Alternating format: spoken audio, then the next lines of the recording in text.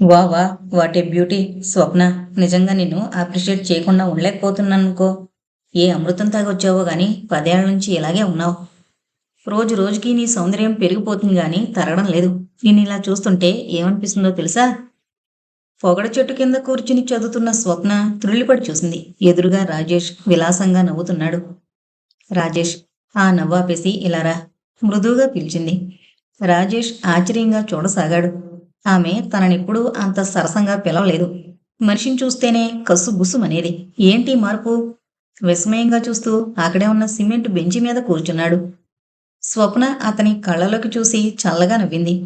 రాజేష్కి పైన అమృత బిందువులు చిలికినట్లయింది. ఏంటి స్వప్న, ఏదన్నా పనుందా నాతో? ఆసక్తిగా ముందుకు అంగాడు. లాలస ఆ కన్నుల్లో. అవును రాజేష్, చాలా రోజుల నుంచి నీతో ఒక మాట చెప్పాలనుకుంటున్నాను.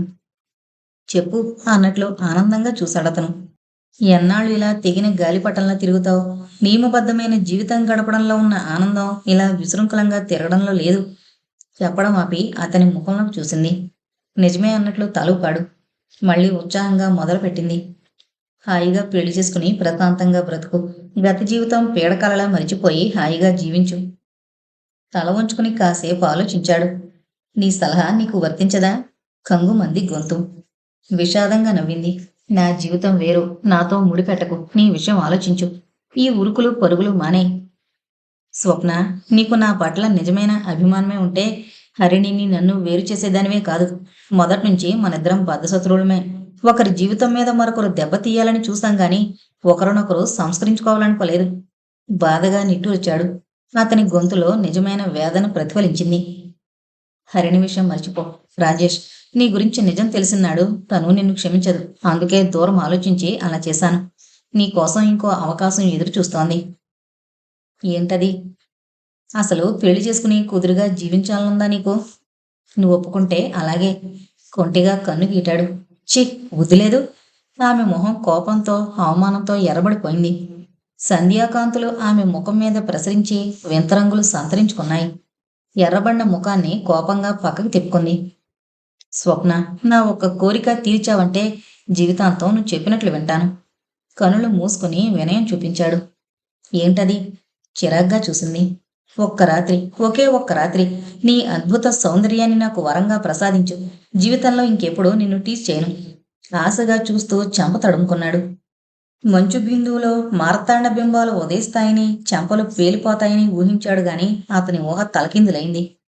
ప్రశాంతంగా నవ్వుతూ చూసింది అతని వంక. నీకెంత వ్యామోహం రాజేష్ ఈ శరీరం మీద. ఇలా మాట్లాడడం తప్పని కూడా నీకెప్పుడు అనిపించలేదా? అక్కడి నుంచి లేచి వెళ్ళిపోబోయింది. ఏదో చెప్పాలన్నావు? చెయ్యి పట్టుకుని ఆపేశాడు. నువ్వు వినే మూడ్లో లేవుగా. ఆ అని తల విదిలించి, మూడు మారిపోయిందిలే చెప్పు. బాబాయ్ గారమ్మాయి గాయత్రిని చూసావుగా? తడబడుతూ అడిగింది. ఆహా, చూశాను అన్నట్లు తల ఊపాడు. ఆ అమ్మాయిని పెళ్లి చేసుకుంటావా? మొహం మరో వైపుకు తిప్పుకుని అడిగింది. ఒక్క క్షణం బెదరపోయాడు. మరుక్షణం అతని నోటి నుంచి హహహ అన్న నవ్వు తరంగాలు వెలువడింది. అట్టహాసంలా ఉన్న ఆ నవ్వుకి చెట్లాకులు రాలిపోతాయేమో అనిపించింది. నవ్వు ఆపి ఆమె వైపు సూటిగా చూశాడు. ఏం, వేళకోళంగా ఉందా? నీ సంగతి తెలిసిన ఎవరైనా నీకసలు పిల్లనిస్తారా? కోపంగా అంది. అతని మొహం మ్లానమైపోయింది. అవును స్వప్న, నా సంగతి పూర్తిగా తెలుసుకున్నారు గనుకనే అధికారులు నన్ను శాశ్వత నిరుద్యోగిగా మార్చేశారు. ఇక ఆడపిల్లల తండ్రులు శాశ్వత బ్రహ్మచారిగా మార్చేస్తారంటావా? నేను బ్రహ్మచారినేమిటి నా ముఖం? మళ్ళీ విరగబడి నవ్వేశాడు. ఒక 50,000 కట్నం ఇవ్వమను స్వప్న. ఆ రుద్దకన్య మెడలో తాళి కట్టేస్తాను. స్వప్న నోట మాటలు రానిదానిలా నిల్చుండిపోయింది. నిజం స్వప్న, నాకు డబ్బు చాలా అవసరం. 10,000 ఉంటేనే గాని గండం గడవదు. గండమా నీకా? నాకే మరి. పెద్ద చెల్లి నళినికి పెళ్లి చేసి 2 ఏళ్లయింది. ఈ దేశంలో ఆడపిల్లల్ని కనంగానే ఎందుకిలా ఏడ్చి చేస్తారో అనుకునేవాణ్ణి. ఇప్పుడు నాకే అనుభవంలోకి వచ్చింది. నేను లక్షలు సంపాదిస్తున్నాననుకున్నాడేమో మహానుభావుడు. నళిని మొగుడు స్కూటర్ కావాలని దాన్ని పుట్టింటికి తరిమాడు. బావుంది. అతను అడిగిందల్లా నువ్వు కొనిస్తుంటే రేపు కారు కావాలంటాడు. ఆ తర్వాత హెలికాప్టర్ అడుగుతాడు. నువ్వు మెదలకుండా ఊరుకో. పెళ్ళం అవసరమైతే అతనే వచ్చి తీసుకువెళ్తాడు. అంతేనంటావా? అంతకాక నువ్వు కాస్త అలసిచ్చావంటే నెత్తికెక్కి మిరియాలు నూరతాడు. నే కొనివ్వలేనని ఖచ్చితంగా చెప్పాయి. నాకిలా సలహా ఇచ్చేవాళ్లే లేరు. అందుకే ఈ జీవితం ఇలా గమ్యం లేకుండా తయారైంది. బాధగా నిట్టూర్చాడు. అందుకే గాయత్రిని చేసుకోమంటున్నాను. నీ జీవితం దివ్యంగా ఉంటుంది. బాబోయ్! పగలు చూస్తే రాత్రి కల్లోకొచ్చేలా ఉంది. నీకెలా మనసొప్పింది స్వప్న? నీ తమ్ముడికైతే ఇలా సలహా ఇవ్వగలవా? నా తమ్ముడు కూడా నీలా తయారైతే ఈ సలహానే ఇచ్చేదాన్ని. కాస్త ఆలోచించుకో. ఈ పిచ్చి తిరుగుళ్ళు మానేసి కుదురుగా ఉండు. కుదురు నిర్లక్ష్యంగా నవ్వేశాడు. నాకేదైనా స్థిరమైన ఉద్యోగం ఉంటే కుదురుగా ఉండేవాణ్ణి. ఆ అవకాశం లేదు. ఇంక రాదు కూడా. నేను చెప్పినట్లు విను రాజేష్. జనార్దన్ రావు గారిని పెద్ద ఇండస్ట్రియలిస్టు. నాకు బాగా తెలుసు. ఆయన చెప్పి నీకు ఉద్యోగం ఇప్పిస్తాను. ఏమంటావ్? ఆలోచిస్తాను స్వప్న. స్వేచ్ఛగా సాగిపోతున్న జీవితం ఒక గాడిలో నడవాలంటే కష్టం. అయినా ప్రయత్నిస్తాను. విశృంఖలత్వాన్ని స్వేచ్ఛ అనుకోకు. నియమబద్ధ జీవితంలో కలిగే ఆనందం గొప్పది. అదే జీవితానికి పరమార్థం. స్వప్న మాటలు అతని చెవుల్లో పదే పదే ప్రతిధ్వనిస్తున్నాయి. గతానికి వర్తమానానికి ఎందుకీ సంఘర్షణ? ధైర్యంగా ముందడుగు వేయడానికి ఎందుకీ పిరికితనం? శశి తన కొత్త కాపురం చూడడానికి రమ్మని ఎన్నోసార్లు అడిగింది. కానీ వెళ్ళబుద్ధి కాలేదు. దీపక్ మొహం చూడాలంటేనే ఏదో గిల్టీగా ఫీల్ అవుతోంది. నృత్య నాటికలకు కూడా అతన్ని ఆహ్వానించడం మానేసి జయశ్రీరావుని వేసుకుంటోంది అతని స్థానంలో. ఒంటరిగా ఉండాలని లేదు. నలుగురితో కలిసి నవ్వాలని లేదు. ఏంటి పిచ్చితనం? విరక్తిగా నవ్వుకుంది. హలో స్వప్న. ఏంటిలా ఒంటరిగా నిలబడి నీలో నువ్వే నవ్వుకుంటున్నావు? ఆలోచనల్లో నుంచి బయటపడి తలెత్తి చూసింది. మధుసూదన్ నవ్వుతూ సైకిల్ పట్టుకుని నిలబడున్నాడు. ఏంటి తలుచుకోగానే ప్రత్యక్షమయ్యారు? మందహాసం చేసింది. నన్నే తెలుసుకుంటున్నారన్నమాట. ఎంత అదృష్టవంతుణ్ణి. ఎక్కడికి? ఇంటికైనా లేక ఇంకెక్కడికైనా ప్రోగ్రాం ఉందా? ఎక్కడికి వెళ్ళాలనిపించడం లేదు. మా ఇల్లు పావనం చేయండి. కొద్దిగా తల వంచి చెయ్యి చాచి అభివాదం చేస్తున్నట్లు నవ్వాడు. మీ ఇంటికా? ఏం రాకూడదా? రాకూడదని కాదు. మీ స్నేహ అత్తయ్య ఉంటారేమో. ఆ మాటలు ఒత్తి పలుకుతూ ఓరగా చూసింది. చిన్నగా నవ్వేశాడతను. స్నేహం వెళ్ళిపోయింది స్వప్న. నా అభిరుచి గ్రహించాక నా జీవితం నుంచి నిశ్శబ్దంగా నిష్క్రమించింది. అత్తయ్యకి సంజేషి చెప్పుకునే బాధ తగ్గింది. దీర్ఘంగా నిట్టూర్చాడు. మనసులో నుంచి ఏదో బరువు దిగిపోయినట్లయింది. అటుగా పోతున్న రిక్షాని కేకేసి పిలిచాడు. ఆమె దగ్గరగా వచ్చి రిక్షా ఎక్కండి అన్నాడు. ఆమె వెళ్ళాలా వద్దా అని సంశయించేలోగా ఎక్కుతారా ఎక్కించాలా? అతి మెల్లగా అడిగాడు. ఆ కంఠంలోని స్థిరత్వానికి దృఢత్వానికి క్షణంసేపు విస్తుపోయి చూసింది. అతని చూపులు చూస్తుంటే ఇంకాసేపుంటే అంత పని చేస్తాడేమోనని భయం అనిపించింది. మరేం మాట్లాడకుండా రిక్షా ఎక్కి కూర్చుంది. అతను సైకిల్ ఎక్కి వెంటగా వస్తున్నాడు. ఇంత తేలిగ్గా మాట విన్నందుకు అతనికి కొండెక్కినంత సంతోషం అనిపించింది. ఇద్దరూ ఆలోచనల్లో ఉండగానే రిక్షా ఇంటి ముందాగింది. మౌనంగా దిగి లోపలికెళ్ళి కూర్చుంది. బట్టలు మార్చుకుని వస్తానంటూ అవతల గదిలోకి వెళ్ళాడతను. ఏదో తోచక టేబుల్ మీద పుస్తకాలు అటు ఇటూ సర్దసాగింది. ఏవో రాస్తూ రాస్తూ ఆపేసిన రచనలు. కుతూహలం పట్టలేక చదివేసింది. మొదలు పెట్టడం ఆలస్యం. ఆ భావాలు ఆమెను లోకెళ్ళిపోయాయి. సుందరమైన భావనా జగత్తులో విహరం చేశాయి. ఇతను ఎంతకాలం తనని మర్చిపోకుండా మనసుని మండించుకుంటాడు? ఈ ప్రేమ జ్వాలల్లో ఆ మధురమూర్తి ఆహుతైపోవలసిందేనా? ఆమె కళ్ళ ముందు చీకటి నాట్యం చేస్తున్నట్లు అనిపించింది. పడకుర్చీలో నిస్తేజంగా వాలిపోయింది. ఎంత నిర్లిప్తంగా ఉందామనుకున్నా మనసులో నిప్పురవ్వలు చెలరేగుతూనే ఉన్నాయి. స్వప్న, ఏంటలా వడలని తామరతూళ్ళ అయిపోయావు? ఇంతలో ఏమైంది? కంగారుగా నుదుటి మీద చేయివేసి చూశాడు. చిరుచెమట్లు పోసిన పాలభాగం చల్లగా తగిలింది చేతికి. ఆ స్పర్శ ఆమె హృదయంలో ఏదో సన్నని తీగను మృదువుగా మీటింది. నుదుటి మీద అతని చేతిని అలాగే ఉంచుకుని ప్రశాంతంగా కళ్ళు మూసుకుంది. కొంచెం జ్యూస్ తీసుకో, కాస్త రిలీఫ్గా ఉంటుంది. గ్లాసు నోటికి అందించబోయాడు. ప్లీజ్ కొంచెం సేపు నన్ను ఇలా ఉండనివ్వండి. జాలిగా చూసి నుదుటి మీదున్న అతని చేతిని హృదయం మీదకు చేర్చుకుంది. రెండో చేత్తో లాలనగా ఆమె తలనిమురుతూ ఉండిపోయాడు. ఎంతసేపు అలా గడిచిందో. స్వప్న మృదువుగా పిలిచాడు. ఆ పిలుపులోని వాత్సల్యానికి కరిగిపోయిందా బేల మనసు. కళ్ళు విప్పి ప్రశాంతంగా చూసింది. తన కోసం పిచ్చిగా కలవరించిపోతున్న మధు. నీ బాధేంటో నన్ను పంచుకోనివ్వు. నీ ఆనందంలో పాలు పంచుకుని మురిసిపోవడం కాదు, నీ కన్నీటిలో కూడా కరిగిపోతాను. చెప్పు. ఇలా మూగగా బాధపడి ఎందుకు పిచ్చిదానివైపోతావు? నీ వేదన చూడలేను. నీకు దూరమై బ్రతకలేను. నన్ను ఈ చిత్రహింస నుంచి, మానసిక వ్యధ నుంచి రక్షించు స్వప్న. నాకు విముక్తి ప్రసాదించు. అతని గుండెల్లో ఆరని జ్వాలలు భగభగా మండుతున్నాయి. నన్ను నేనే కాపాడుకోలేను. నాకే విముక్తి లేదు ఈ జీవితం నుంచి. నాతో స్నేహం చేసిన పాపానికి నువ్వు దుర్భరమైన మనస్తాపాన్ని పొందుతున్నావు. నా సాహచర్యంలోనూ సుఖపడలేవు మధు. అది మాత్రం నిశ్చయంగా చెప్పగలను. సన్నగా వణుకుతోంది ఆమె కంఠస్వరం. మన మధ్య తెరలు లేవు.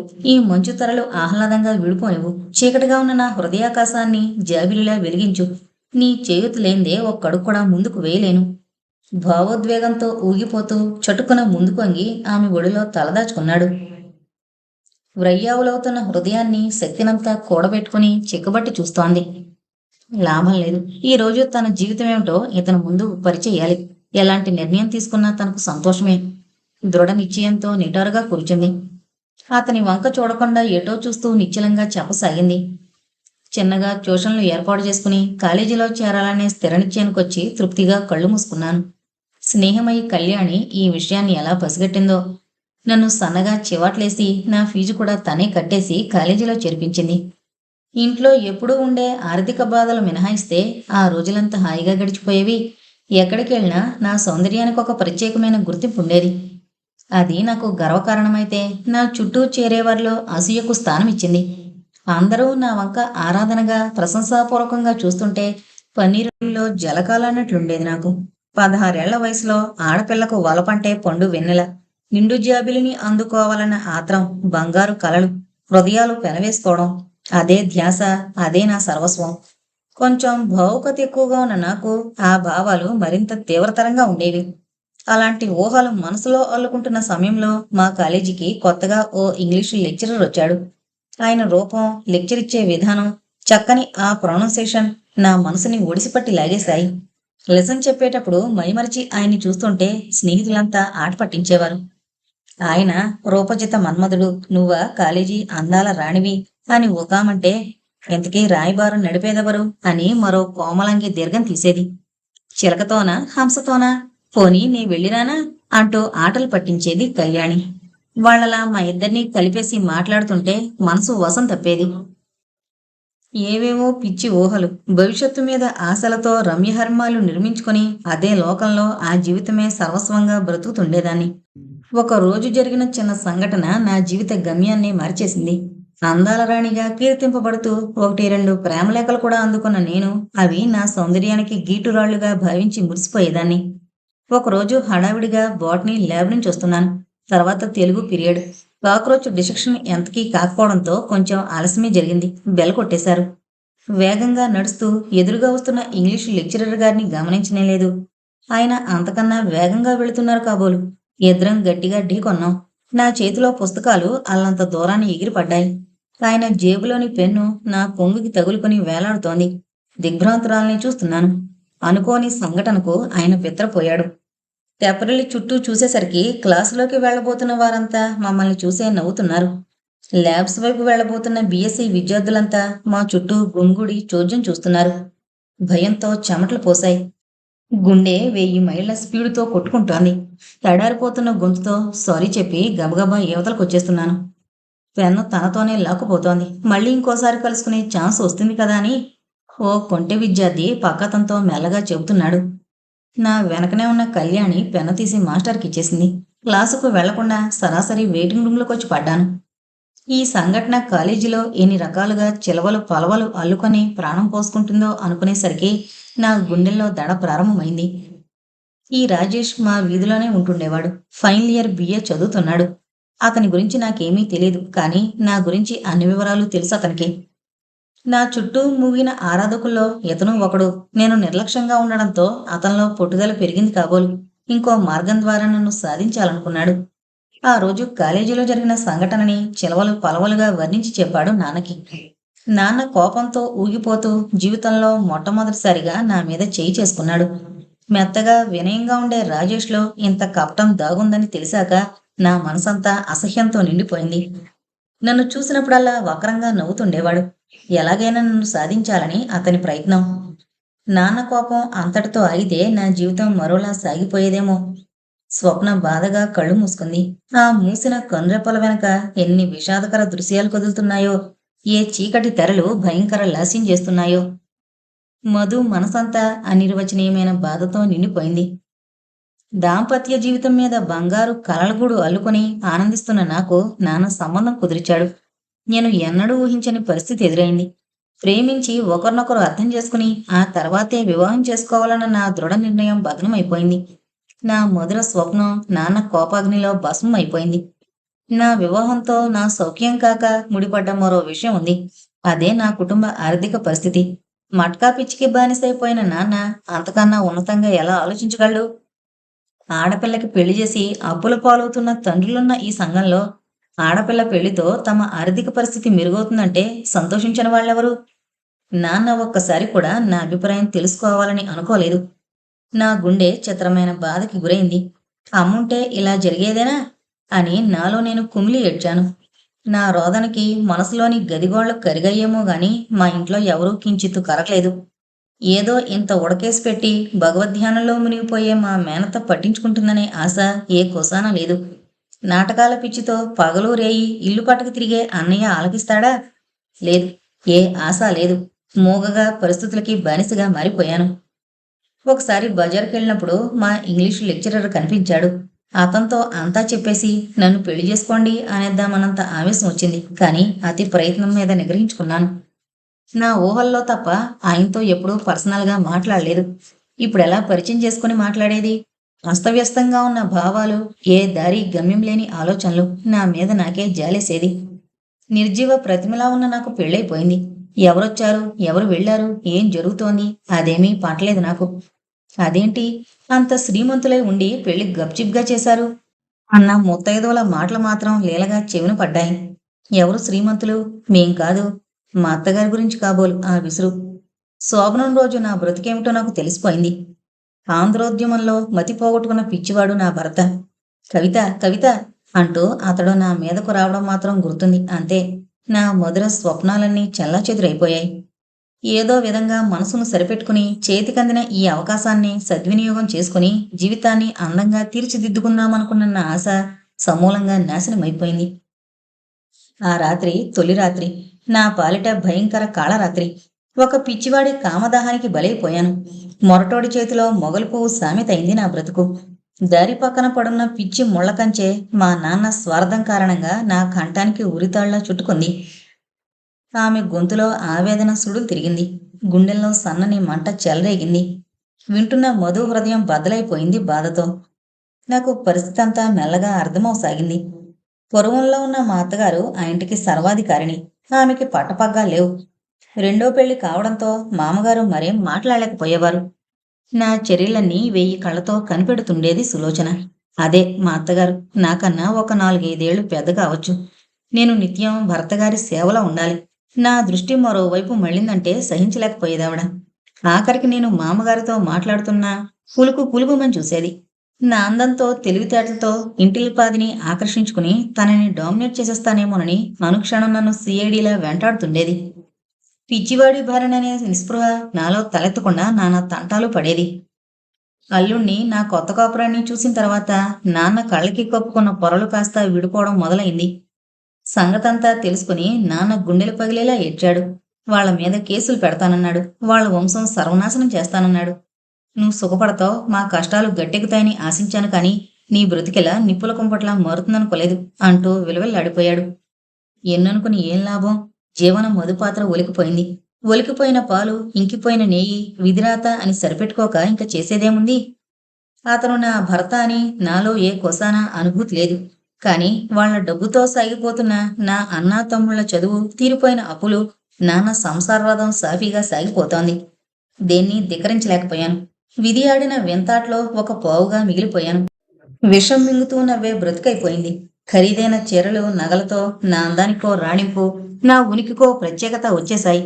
ఇదంతా ఎవరు చూసి సంతోషించడానికి? విరక్తిగా నవ్వుకునేదాన్ని. మా మామగారిని చూస్తుంటే కరుడుగట్టిన స్వార్థం అనిపించేది. కోపం బుసబుస పొంగిన అతి ప్రయత్నం మీద అణుచుకునేదాన్ని. రోజులు భారంగా గడుస్తున్నాయి. ఒకరోజు హఠాత్తుగా ఊడిపడ్డాడు రాజేష్. అదే రాజేశ్వరరావు. శ్రావణ మాసం. పక్క వీధిలో పేరంటానికి వెళ్లాలని తయారవుతున్నాను. ఎర్రంచు తెల్లని పట్టుచీరలో ఆపర మోహిన్లా నా రూపం నన్నే మోహ పెట్టింది. అద్దంలో చూసుకుంటూ నిలబడితే క్షణాలు నిమిషాలుగా మారిపోయాయి. నా వెనకగా వచ్చిన రాజేష్ను చూసి పాముని చూసినట్లు బెదిరిపోయాను. అతను నిస్సంకోచంగా నవ్వుతూ నా అందాన్ని చూపులతోనే తాగేస్తున్నాడు. ఇక్కడికెందుకొచ్చావు? కోపంగా అరిచాను. నిర్భయంగా నవ్వుతూ నిల్చున్నాడు. అత్తగారితో చెబుతానంటూ బెదిరించాను. ఆవిడ మా చిన్నమ్మే అన్నాడు మరింత విలాసంగా నవ్వుతూ. నాకు విద్యుద్ఘాతం తగిలినట్లయింది. అసలే అశాంతితో వేగిపోతున్న నాకు మరో పీడ ఎదురైంది. వీడికి మతి భ్రమించిందని తెలిసే చేసుకున్నావా? అవునులే, చేసుకోక ఏం చేస్తావ్? ఈ చీరలు, ఈ నగలు, ఐశ్వర్యం ఇవెక్కడి నుంచొస్తాయి మరి? పిచ్చివాడి చోటన ఎన్ని నాటకాలైనా ఆడొచ్చు. నోటికొచ్చినట్లలా పేలుతున్నాడు. నాలో సహనం నశించిపోతుంది. ఇంతలో మా అత్తగారు పేరంట నుండి రానే వచ్చింది కాబట్టి బతికిపోయాడు. లేకపోతే ఆ రోజే. ఆమె మొహం కోపంతో ఎరుపెక్కింది. పిడికిళ్ళు బిగుసుకున్నాయి. నన్ను చూసిన దగ్గర నుంచి రాజేష్ బుర్రని మరో విషపురుగు తొలవడం ప్రారంభించిందని ఆ మరునాడుగాని గ్రహించలేకపోయాను. సుహాసిని, ఈ పిచ్చివాడితో ఏం సుఖపడతావు? ఇద్దరం స్వేచ్ఛగా హాయిగా ప్రేమ పక్షుల్లా ఎగిరిపోదాం. రా, మా చిన్నమ్మ అసాధ్యురాలు, నీకెందుకీ బెడదా? నేను ఒంటరిగా ఉండడం చూసి నా గదిలో దూరి ఇలాంటి హితబోధలు చేయడం ప్రారంభించేవాడు. ఎంత కసిరినా తిట్టినా తన ప్రయత్నం మాత్రం విడిచేవాడు కాదు. స్వార్థం ఎంత పనైనా చేస్తుంది. మతిస్థిమితం లేని తన కొడుకు తృప్తి కోసం ఒక అమాయకురాలి జీవితం నేలబెట్టి కాలరాయడానికి కూడా వెనుతీయని ధనిక మనస్తత్వానికి ప్రతీక బాబాయ్. డబ్బుతో ఎంత పనైనా చేయవచ్చునే బూజుపట్టిన సిద్ధాంతానికి ప్రతీక ఆయన. ఈ గొడవంతా నీకెందుకు? కోమలంగా ఉన్న నువ్వు ఈ సుడిగాలికి తట్టుకోలేవు. ఒక 10,000 క్యాష్ చేజిక్కించుకున్నా నీకు సర్వ సౌఖ్యాలు రుచి చూపిస్తాను. నిన్ను ఆనంద డోలికల్లో తేలించి యవన సామ్రాజ్యానికి మహారాణి చేస్తాను. ఇలా రోజుకో రకంగా పోరు ప్రారంభించేవాడు. ఎప్పుడెళ్ళిపోతాడు భగవంతుడా అని రోజూ కోటి దండాలు పెట్టుకునేదాన్ని. రాజేష్ వెళ్ళిపోయే రోజు తీవ్రంగా వార్నింగ్ ఇచ్చాడు. ఈసారి నీ వచ్చేసరికి రెడీగా ఉండాలి. లేకపోతే కాలేజీలో నీ ప్రేమ వ్యవహారం సంగతి చిన్నమ్మకి చెప్పి నీ బ్రతుకు అపహాస్యాల పాలు చేస్తాను. దేనికి చలించిన నేను దీనికి చలించలేదు. ఎలా జరగాల్సుంటే అలా జరుగుతుందని గుండె రాయి చేసుకుని మరమనిషిలా బ్రతకడం నేర్చుకున్నాను. ఆ మతి భ్రమించిన మనిషితో ఎలా వేగానో, ఎన్ని అవమానాలు భరించానో, ఎన్ని నిందలు మోసానో, మూగగా మౌనంగా ఎన్ని రాత్రులు నా కన్నీటిలో కరిగిపోయానో ఆ భగవంతుడికే తెలియాలి. విడాకులు తీసుకుని నీకింకో పెళ్లి చేస్తానమ్మా అంటూ వచ్చాడు నాన్న. దానివల్ల వచ్చే పరిణామాలేంటో తెలియనంత మూర్ఖురాల్ని కాదు. అప్పటికే నేను గర్భవతిని. నాలో జీవం పోసుకుంటున్న మరో చిన్న ప్రాణి. ఆ మాంసపు ముద్ద, అది పిచ్చిదేనా? ఇలాంటి ఆలోచనలతో అహోరాత్రులు నిద్రలేకుండా గడిపేసేదాన్ని. ఆ ఇంట్లో నా మానసిక వేదాన్ని అర్థం చేసుకున్న ఒకే ఒక్క వ్యక్తి మా మరిది సుధాకరం. నాకు జరిగిన అన్యాయానికి ఎంతో బాధతో కుమిలిపోయేవాడు. ఎవరూ బాధపడి చేసేదేముంది? నేను గర్భవతినయ్యాక ఆ ఇంటి వాతావరణం చిత్రంగా మారిపోయింది. నా బాధ పరితప్త హృదయానికి ఒకే ఒక ఉపశాంతి మా మరిది. అతనితో కాస్త చనువుగా ఉన్నా సహించలేకపోయేది అత్తగారు. 4 ఏళ్ల దాంపత్య జీవితంలో ఆమె కడుపు ఫలించలేదు. బహుశా అదేనేమో ఆమె అంతర్గతంగా ఉన్న అసూయకు మూల కారణం. దానికి నేనేం చేసేది? నే కోరుకున్న జీవితం లభించకపోగా శాపగ్రస్త జీవితం నా ముందు నిలిచింది. చేతులు సాచి ఆహ్వానించలేదు. చేతులు ముడుచుకుని కూర్చోను లేను. అన్నింటికీ అతీతమైన స్థితి అది. నా కడుపులోని బిడ్డకి తండ్రి ఎవరో అని గుసగుసలు పోయేవారు అమలక్కలు.